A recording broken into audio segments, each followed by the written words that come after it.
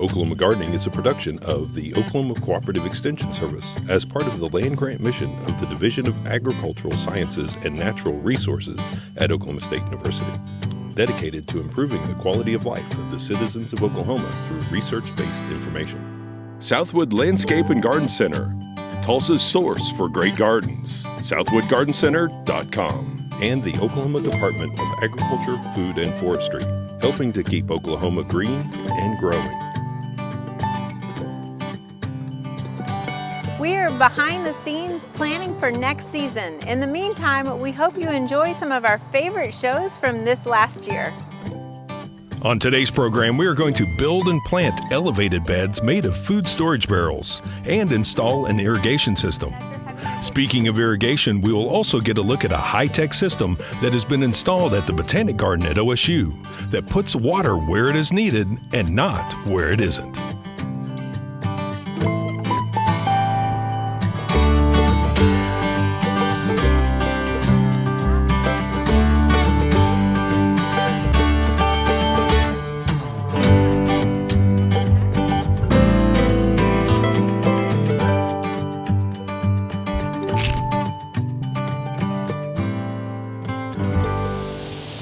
Oklahoma Gardening, we're always constructing a lot of different fun projects, and today is no different. We are going to be building a raised bed, and we are putting that here in the concept garden.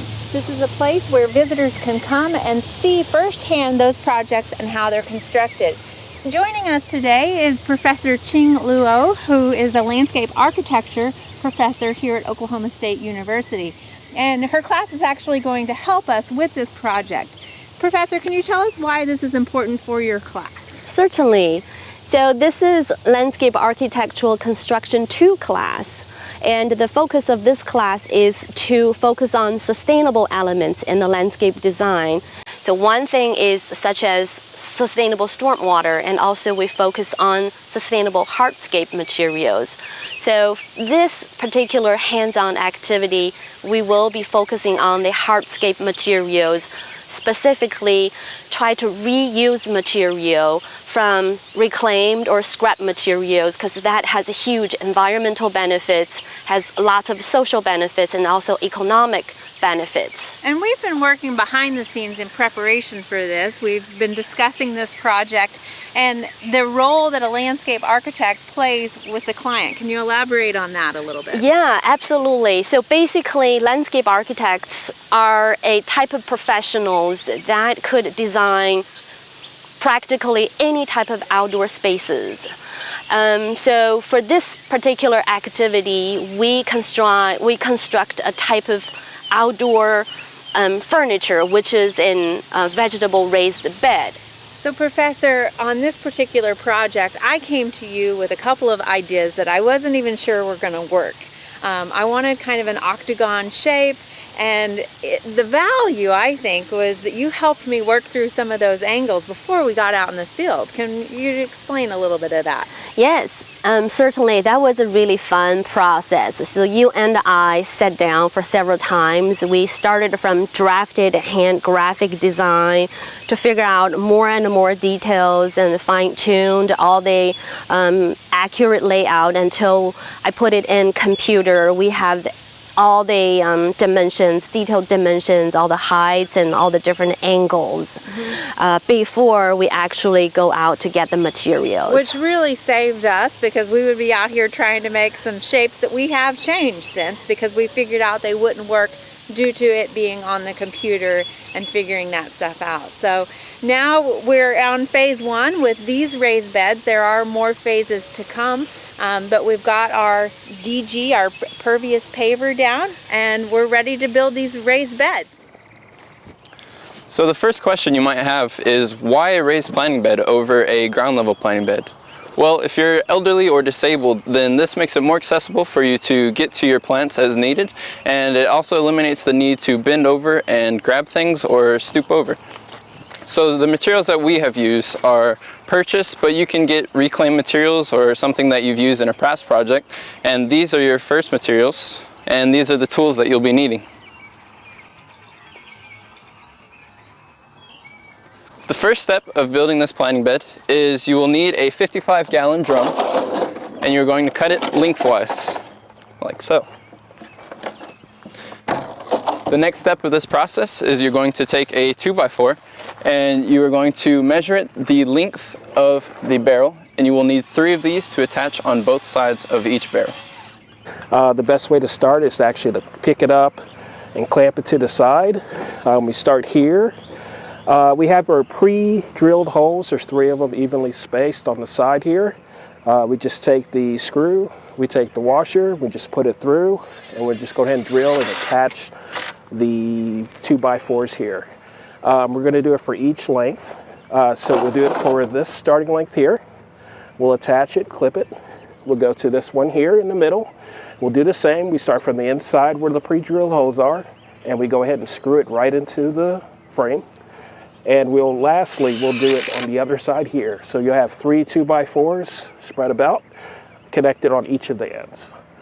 So now we've attached our first 2x4s to the planter, we'll begin attaching the 4x4s for our support system of the planter.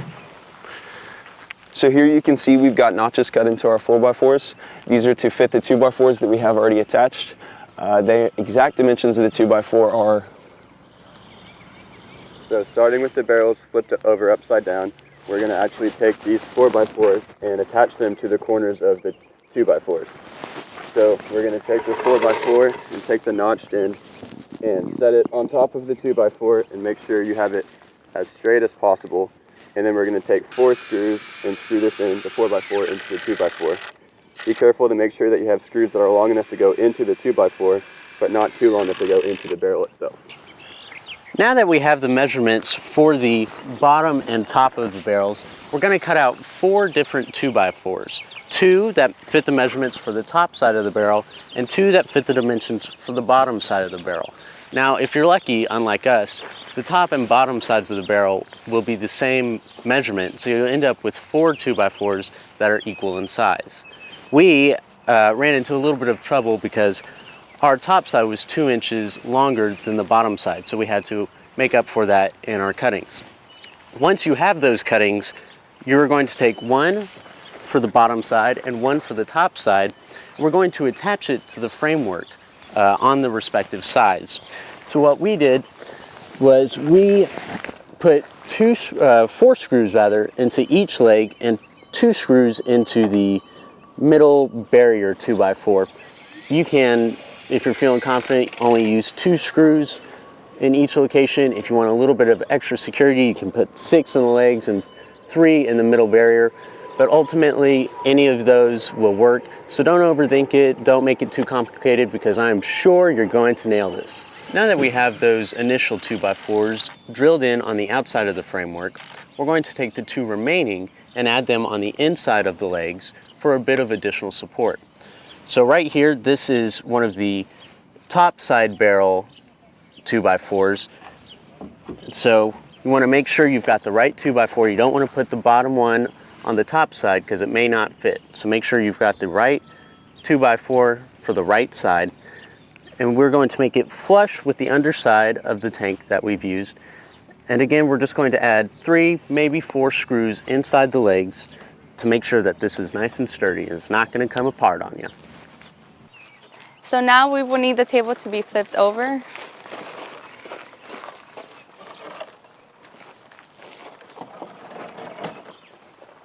And after having your table flipped over, you will need to drill in 3 holes on each side of the barrel, top and bottom.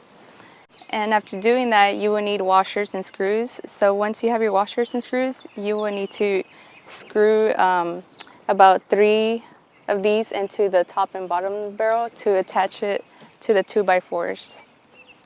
So now going into the barrel, you're going to drill 6 holes to allow for drainage. And actually you can leave this table as is, but for a more decorative touch, you can add decking board to make a frame around the table. So to begin with, you're going to need to measure each side of the table. You're going to use that measurement to measure out how long you need the decking board. And using the framing square, you're going to make a 45-degree cut so you can place them around the table. The next step is use sandpaper to smooth the wood because this angle are sharpened, and this step will help to avoid unnecessary harm. Finally, we paint wood with wood preservative to seal the wood. Wow, Professor, this table and raised bed looks great. We just need to add some soil and get some plants in here.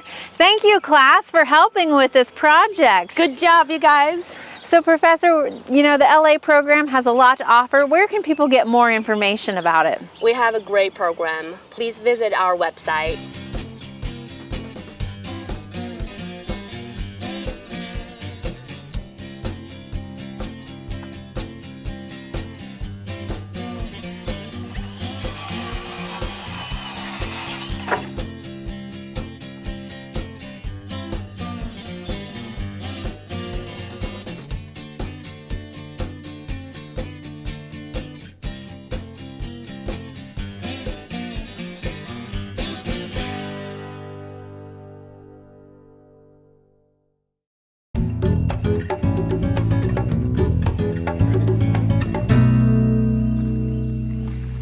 You may have seen our recent episode where we built these raised beds, and now it's time to plant them.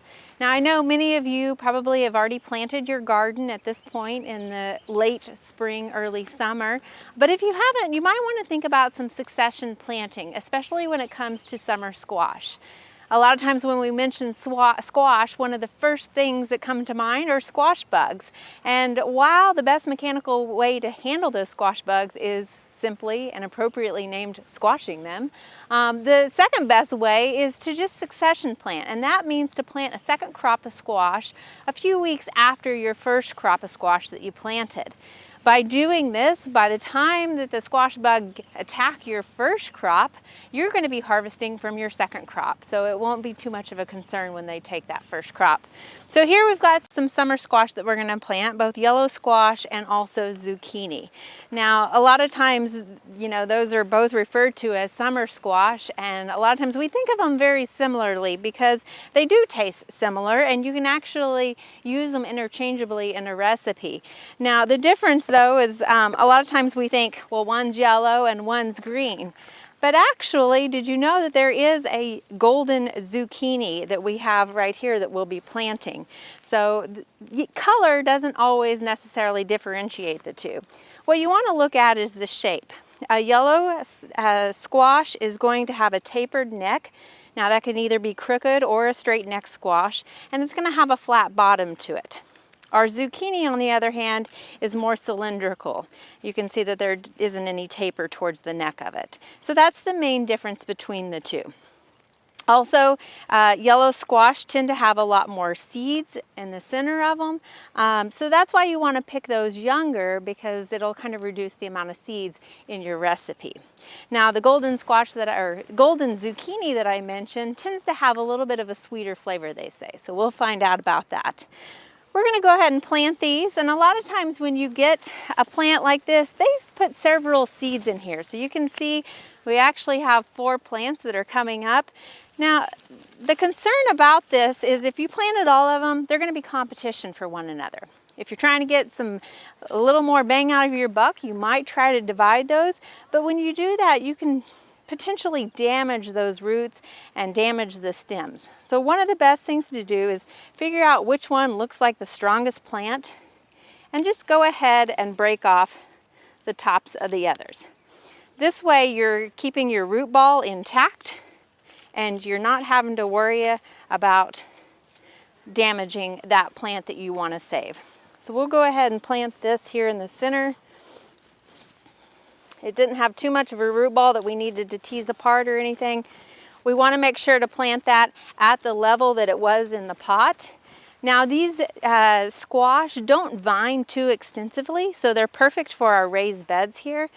The other nice thing about them being elevated is it's going to give us a little bit better perspective on checking those squash bugs. Of course, we've got to plant some tomatoes in our raised beds, and we have a couple of different varieties that we're planting. Some are determinate, which means they're going to stay so big, which are perfect and ideal for a raised bed. Some are indeterminate, which means they're going to grow taller and we will need to stake those. Now, a lot of times when I'm talking about planting plants, we say make sure to plant them at the same depth that you bring them out of the container. Now tomatoes are the exception to that because they grow adventitious roots along the stems. So what you'll want to do is you can actually plant these a little bit lower. If you find that you have a smaller root ball or maybe a plant that's a little tall and you're worried about the wind snapping that off, what you can do is actually plant these deeper.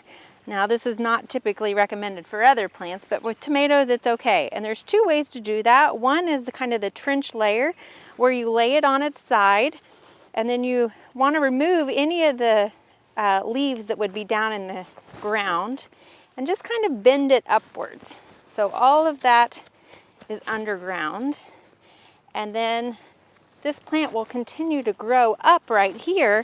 Meanwhile, that stem that's buried will grow more roots, giving you a larger root ball and also minimizing the risk of it snapping off in the wind. Now another way to plant tomatoes a little bit deeper is, again, we've got pretty good roots here. You see I need to tease them a little bit to get them out. We're gonna tease them once we do have it out, just so that they continue to grow into the soil and not circle around in that pot shape. Another way to do this is simply just to bury it deeper.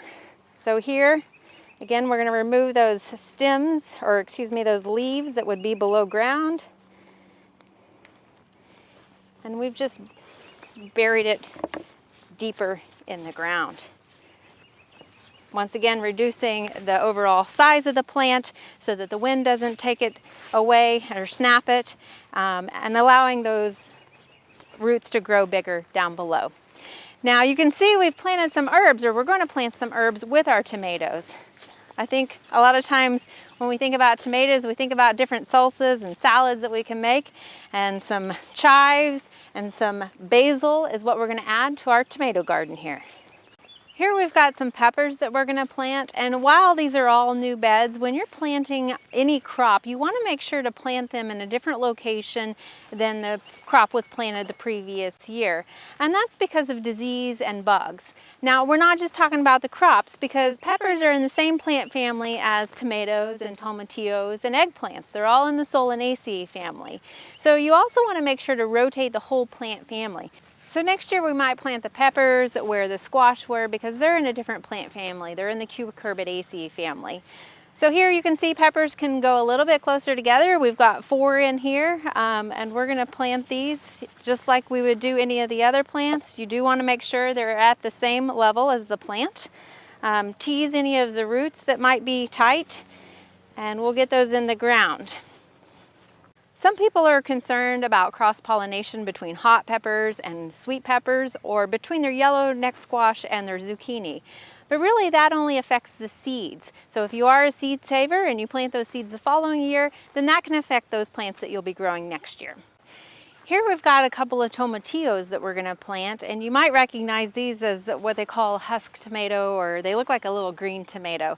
Now the plant itself tends to look more like an eggplant, and that's because they're all in the same plant family. They're in the Solanaceae family. Now if you are planting tomatillos to make some green verde, salsa verde or something, you want to make sure that you plant 2 plants, because they need a second plant in order to cross-pollinate. So that's important to keep in mind when you're planting tomatillos.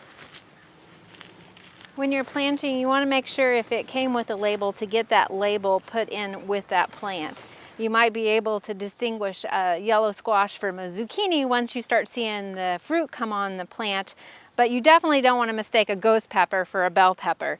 So if it doesn't come with a label, make sure to go ahead and write one to include in those plants.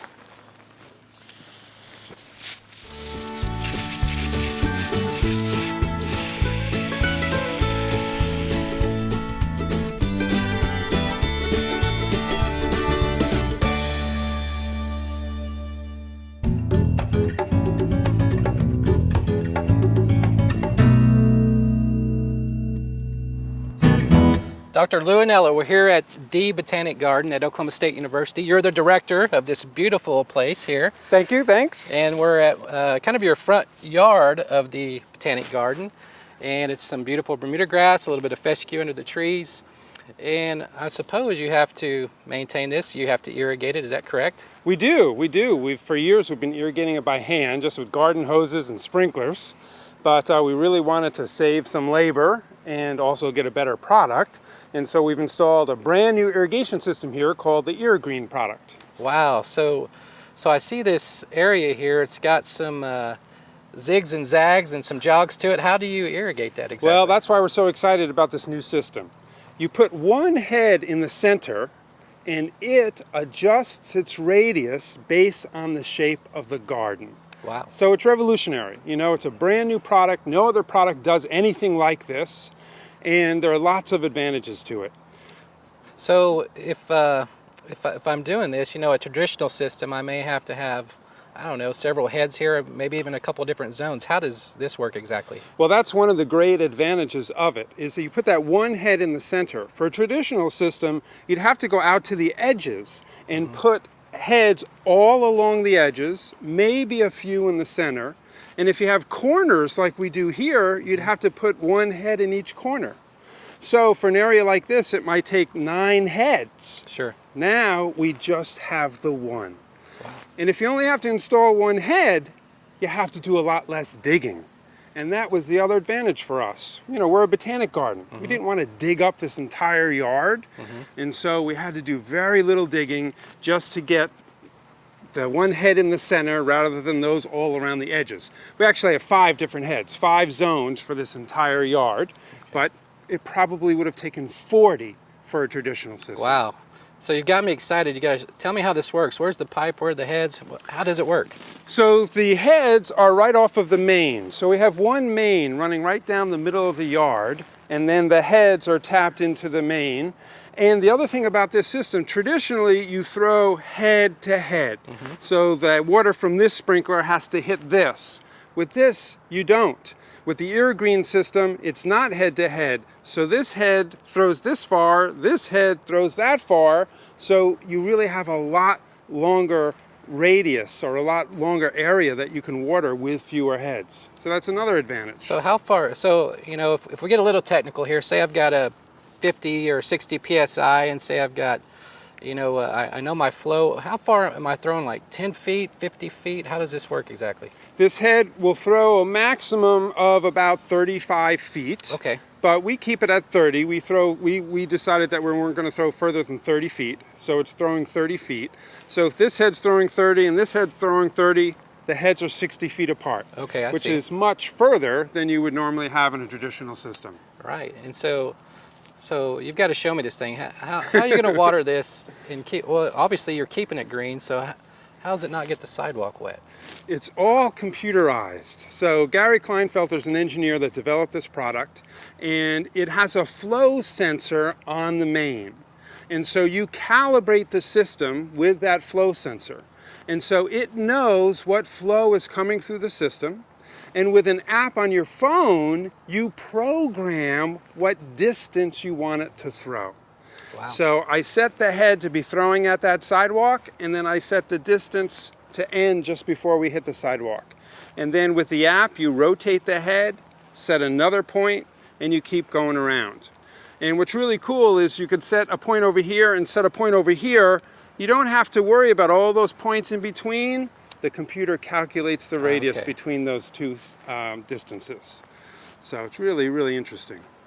Okay, so if I wanted to do this, say in my home lawn, can you give me a ballpark of what are we talking about with cost and things like that? It's probably more expensive than, it's definitely more expensive than a traditional system, but you've got savings in product. So you don't have to buy as many heads, you have the savings in the labor, you don't have to do as much trenching, you don't have to buy as much pipe. So, you know, I don't know exactly how it works out dollar for dollar, but there's probably cost savings as well. So this has shown to be as efficient and as uniform as traditional systems, but using about 40% less water. So you've got water savings and water conservation. That's a money saver as well. So higher upfront costs, but I can save water and save some of that labor to put it in. And it looks like to me still have a beautiful yard. It's doing a great job. So we installed it this spring, early this spring. It's been irrigating all summer. We've had rain this past week, but we have not had rain in the middle of the summer. And this is the greenest this lawn has ever been. So you've got automation, you've got what's going on out here? I like to call this the most high-tech lawn in America. I agree. We've got this brand new irrigation system, and we also mow this lawn with a robot. Wow. So we have a robotic mower that was donated by Husqvarna, and it has mowed this lawn for 2 years. Wow. And has done a fantastic job. So no humans needed, right? No humans needed. Okay. Well, thank you, Dr. Nella. This is great. Thanks.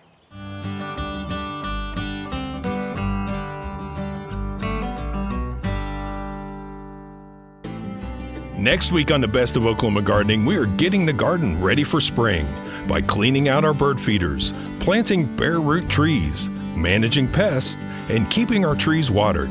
There's lots of work to do, so make sure you join us next week for more TV You'll Grow to Love. To find out more information about show topics, as well as recipes, videos, articles, fact sheets, and other resources, including a directory of local extension offices, be sure and visit our website, oklahomagardening.okstate.edu. And we always have great information, answers to questions, photos, and gardening discussions on your favorite social media as well. Join in on Facebook, Twitter, and Instagram. You can find this entire show and other recent shows, as well as individual segments on our Oklahoma Gardening YouTube channel. And tune in to our OK Gardening Classics YouTube channel to watch segments from previous hosts. Oklahoma Gardening is produced by the Oklahoma Cooperative Extension Service as part of the Division of Agricultural Sciences and Natural Resources at Oklahoma State University.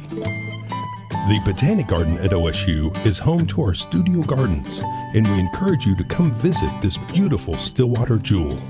We wish to thank our generous underwriters, Southwood Landscape and Garden Center, and the Oklahoma Department of Agriculture, Food, and Forestry.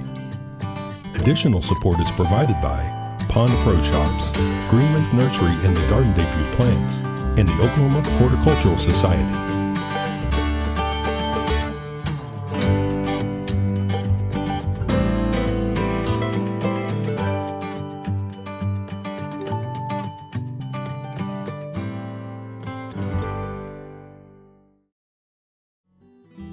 We hope you enjoyed this video. It's part of our Oklahoma Gardening YouTube channel. You can also find even more videos on our OK Gardening Classics YouTube channel. And join us on social media for great gardening tips, photos, and discussion.